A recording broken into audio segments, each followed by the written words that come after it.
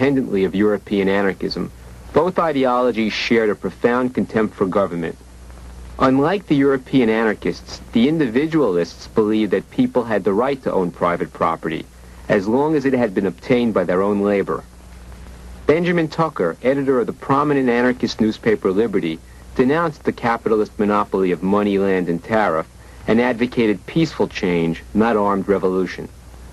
Guided by these individualist principles, Josiah Warren founded two cooperative communities, Utopia in 1844 and Modern Times in 1851.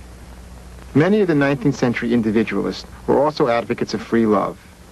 Ezra and Angela Haywood of Massachusetts were outspoken critics of marriage and the subjugation of women. They were harassed and arrested numerous times for publishing and distributing writings on birth control and sexual freedom. Individualism was also at the root of a number of homesteading experiments. One of its key theorists was Ralph Bersotti, who believed the only viable social organization was a society of homesteaders who were self-sustaining and who could live without interference from government.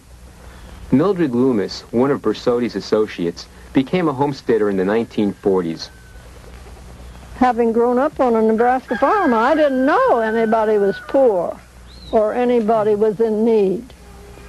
I was a very naive person when I hit New York City in my graduate work, though I began to be very puzzled by what was called the Great Depression.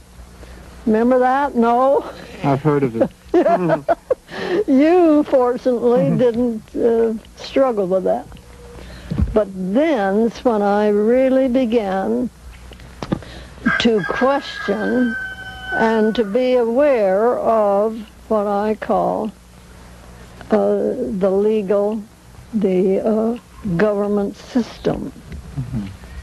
Maybe you can understand that when I was young, I had a great dream there on the Nebraska farm that if I were to have what I really wanted, I would be a secretary to a congressman in Washington, D.C. Mm-hmm. But by the time I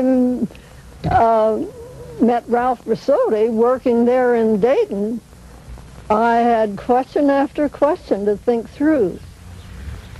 All of this centers around homesteading. Yes. What principles are there in homesteading that are important? Well, I would say, in one word, it's responsibility.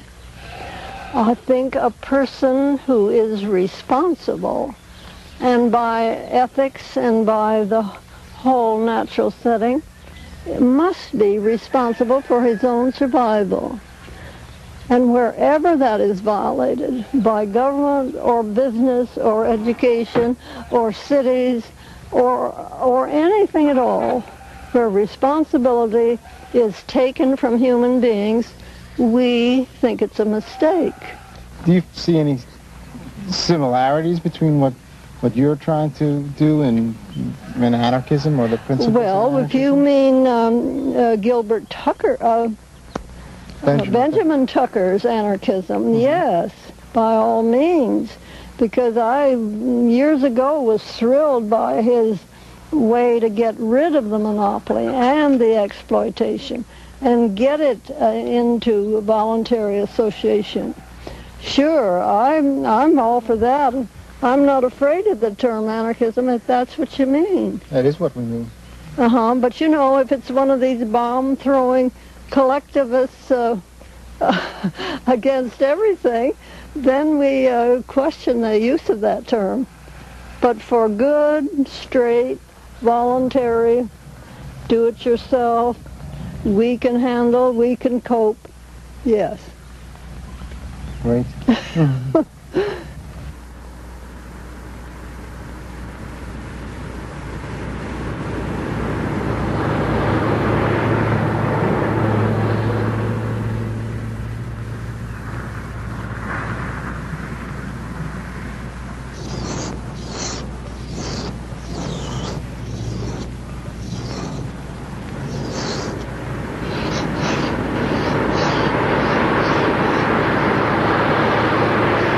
there's an instinctual anarchism in the American people, and it goes back to the Jeffersonian tradition.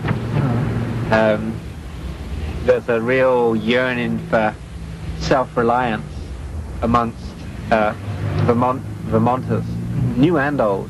I mean, that's what they're up here for, living in these hills. So they appreciate. They're doing it. They may not call it anarchism, but they're doing a lot of the things we talk about. Like what kind of things? Well, the first was being self-reliant,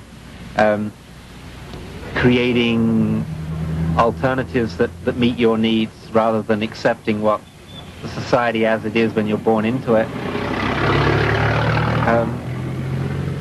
In this little town, it's not a very big town, the people have organized a community center that shows films for adults and for children, that has potluck suppers, theatrical performances, meetings there. I see the latent anarchy, the beginnings of anarchy in New England town meetings, in volunteer fire departments, in food cooperatives, that people are responding to a desire to control their own lives, not be told what to do and how to think, and to be managed and bossed around, but to find ways in which they can care for their needs, their material and emotional needs, within small groups on a small scale, where there can be direct democracy, and so where people do have a sense of really participating and really controlling their own destinies.